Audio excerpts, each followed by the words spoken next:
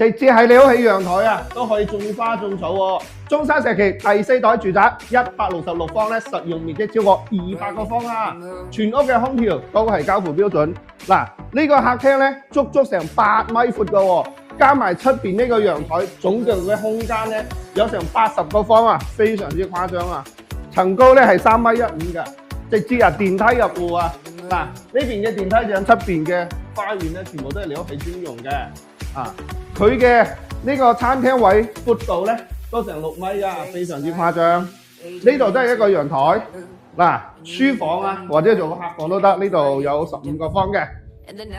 再過嚟咧就係廚房啊，呢個廚房附近你兒童房咁大啊，仲有個生活陽台啊。啊，睇我哋睇下，嗱呢個過嚟就係兒童房啦。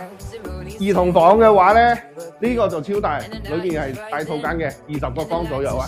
啊，再往前咧，啊就係佢嘅公共衛生間啊，都成8個方啊，非常之誇張啊。啊，客房20個方度啊。